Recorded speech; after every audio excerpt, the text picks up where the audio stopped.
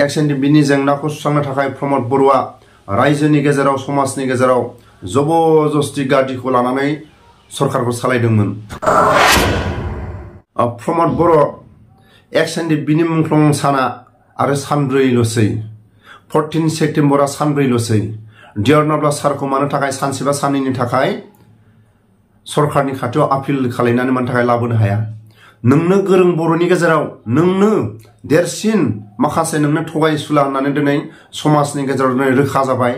नाथाय नोंनि आगदा आखि थानाय बर' समाजनि गेजेराव नोंनि आगदा आखि थानाय बिथांमोना नोंखौनो गोरोंसिन होननानै बयबो गनायो।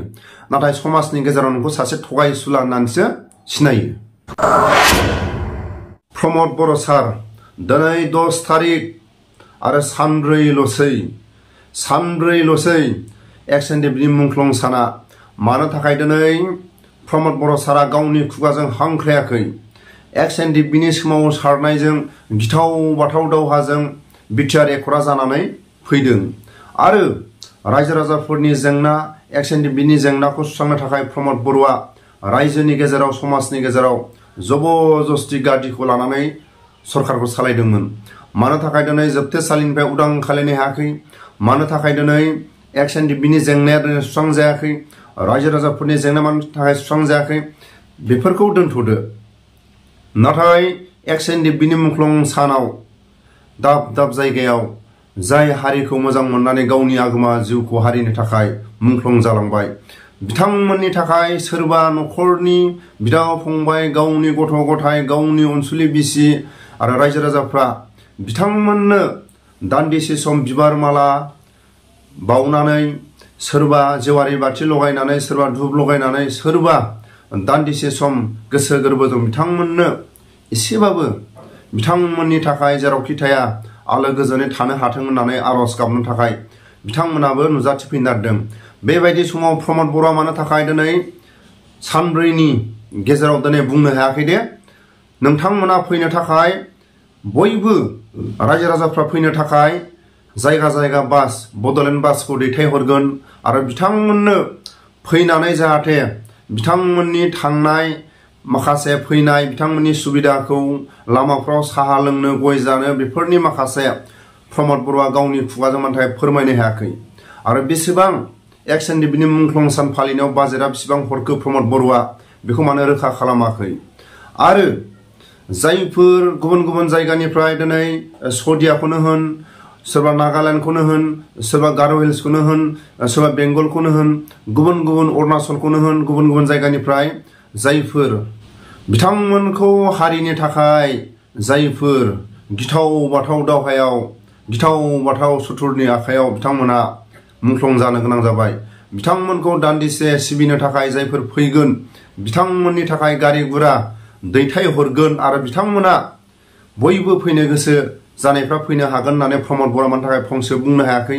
आरो बिथांमोना जाहाथे फैनायाव जेबो उसुबिदा जाया बिथांमोननि माखासे फैनायनि गारिनि माखासे सुबिदा आरो बिथांमोना लामा सामा साहा लोंनो गय जानो थाखाय बेफोरनि माखासे प्रमद बर'आ गावनि खुगाजों मानो थाखाय फोरमायनो हायाखै?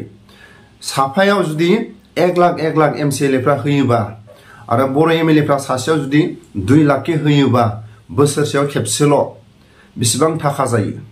प्रमद बर'नि सरकारनिफ्राय बेसेबां होगोन? आरो जायफोर एमसिएलएफ्रा एक्सएनडिपिनि मुंख्लं सानाव बेसेबां सासेयाव हेफाजाब होगोन आरो जायफोर बर' एमएलएफ्रा बेसेबां होगोन बेफोरखौ दिनै मानो रोखा खालामनो हायाखै? जायफोर हारिनि थाखाय दिनै मुंख्लं जाबाय बिथांमोननि थाखायनो दिनै सोरबा एमएलए सोरबा एमसिएलए सोरबा मन्त्रि बेबायदि जानानै दं। दिनै बयबो बर' लिडारफ्रा साननाया मोजां लोगोसे एक्सएनडिपियाल' मुंख्लं जायाखै हारिनि थाखाय साफ्रोमबो आबसुनि समाव सारनायाव जायफोर मुंख्लं जानाय बिथांमोनखौबो अराय सम बिथांमोनखौबो बेबायदिनो जाहाथे बिथांमोननि थैनाय सानाव आलो गोजोनै माखासे बिथांमोनखौ बिबार माला लानानै जेरावखि थाया बिथांमोनाबो आलो गोजोनै थानो हाथों होननानै जाहाथे आबसुनि मुंख्लं जानाय बिथांमोनखौबो गाजा गोमजा बिदिनो माखासे सिबिलांनांगौ होननानै आं खावलायो। आरो रायजो राजाफ्रा मोनफ्रोमबो बर'नि आन्दलनाव बाहागो लानानै सोरनिबा सुथुरनि आखायाव मुंख्लं जानाय बिथांमोननि मुंख्लं सानखौबो जाहाथे गाजा गोमजा फालिलांबाय थानो हायो। मानो होनोबा बिलटिनि सोमावसारनाय आबसुनि सोमावसारनाय एनडिएफबिनि सोमावसारनाय मोनफ्रोमबो सोमावसारनायजोंसो बर'फ्रा बेबायदि माखासे गोहो खुंथायाव फैनो हादों। बिनि थाखायनो आं खावलायो प्रमद बर'आ दिनै मानो फोरमायनो हायाखै? मोनफ्रोमबो दाब दाब जायगानिफ्राय जाहाथे फैनो थाखाय बिटिसि बिटिआरनिफ्राय बड'लेण्ड बासखौ दैथायहरनाय जागोन आरो माखासे जायफोर फैग्रा बिथांमोननि माखासे लामा सामायाव साहा लोंनो ओंखाम जानो माखासे प्रमद बर'आ गावनि सिपिनिफ्राय हरगोन होननानै मानि थाखाय बुंनो हायाखै? आरो बे एक्सएनडिपिनि मुंख्लं सानाव बयबो रायजो राजाफ्रा बाहागो लाफैनो हागोन होननानै मानो बुंनो हायाखै?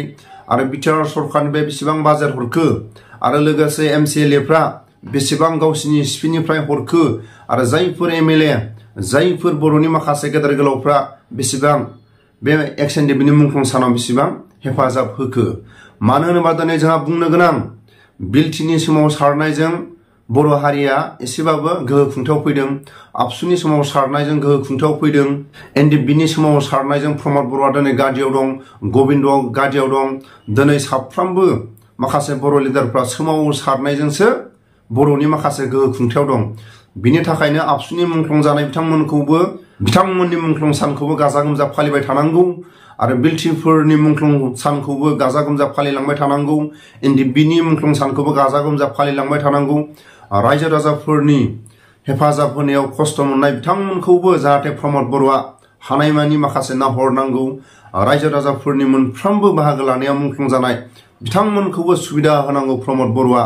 बिनि थाखायनो आं प्रमद बर'खौ आं खावलायो बेसेबां गावनि खुगाजों रायजो राजाफोरनि खाथियाव रोखा खालायनो हागोन एक्सएनडिपिनि मुंख्लं सानखालि एक्सएनडिपिफोरनो बेसेबां बा खैजन साख्रियाव दैथायहरनो हागोन? आबसुनि सोमावसारनायाव मुंख्लं जानाय बिथांमोननि न'खरनो बेसेबां साख्रियाव दैथायहरनो हाखो आरो बिलटिनि सोमावसारनायाव बेसेबां मुंख्लं जादों? रायजो राजाफोरनि बेसेबां सोमावसारनायाव मुंख्लं जादों? बेबायदिखौ प्रमद बर'आ गावनि खुगाजों मानो रोखा खालायनो हायाखै? आरो लोगोसे एक्सएनडिपिनि जोबथेसालियाव थानाय बिथांमोनखौ मानो उदां खालायनो हायाखै? एक्सएनडिपिनि केसनि जेंनाखौ मानो उदां खालामनो हायाखै? आरो जोबथारनायाव नैबेखौसो आं खावलायो एक्सएनडिपिनि मुंख्लं सानाव सानसे बा साननैनि थाखाय मानो प्रमद बर'आ डियर नाब्ला सारखौ मुंख्लं सानखालि सरकारनाव आपिल खालायनानै मानि थाखाय दिनै सानसेनि थाखाय बा साननैनि थाखाय लाबोनो हाया? प्रमद बर'आ मानि थाखाय लाबोनो हाया? प्रमद बर'आ एसेबां गावखौ हारिनि गेजेराव गोरों होननानै गनायनानै दिनैसिमबो लायो आरो बिथांमोननि आगदा आखि बिथांमोननि माखासे बुंनायखौनो दिनै बयबो जेरैबायदि रायजो राजाफ्रा सोरांनाय लोगो लोगो गुबुन जायगायाव थाङोबा सेन सारो, प्रमद बर'नि मुंखौ लानानैसो बिथांमोना न'निफ्राय ओंखारो। बिनि थाखायनो दिनै जेरैबायदि प्रमद बर'खौ जायफोर माखासे रायजो राजाफ्रा बै मोदोमाव सारनानै सेन बा स्प्रे सेनखौ सारोबा मोदोमो, थिग प्रमद बर'नि मुंखौ लाबानो साफा सानै प्रमद बर'नि आगदा आखि बिथांमोना प्रमद बर'नि नामखौ लानानैसो माखासे समाजनि गेजेराव ओंखारग्रा बिथांमोना दिनै लाजिनो सोलों। 3 बोसोरनि दिनै रानिं जागासिनो दं। साबैसे एक्सएनडिपिखौ जोबथेसालिनिफ्राय उदां खालायखो? साबैसे आबसुनि सोमावसारनायाव बिथांमोनखौ साख्रियाव सोनानै होनो हाखो? रायजो राजाफोरखौ बेसेबां साख्रियाव सोनानै होनो हाखो? एक्सएनडिपिफोरखौ बेसेबां साख्रियाव दैथायहरनो हाखो? दिनै बिथांमोननि माखासे गोहो खुंथायाव थानाय बिथांमोना दिनै ससियेल मिडियायाव फैनानै माखासे बाथ्रा बुंनो लाजिनांगौ। बिथांमोना लाजिनो रोङाबा माखासे खोथाखौ साननाया मोजां। आबसुनि सोमावसारनायजोंसो आबसुनि सोमावसारनायाव जायफोर मुंख्लं जानाय बर'नि गोहो खुंथाया फैदों, बिलटिनि सोमावसारनायजों जायफोर जोहोलावफ्रा मुंख्लं जालांबाय बिथांमोननि थाखायसो बर'नि गोहो खुंथाया फैदों। आरो दिनै एनडिएफबिनि सोमावसारनायजों गिथाव बाथाव मुंख्लं जानाय बिथांमोननि थाखाय दिनै प्रमद बर', गबिन्द, फेरेंगा बिथांमोना दिनै गादियाव दं।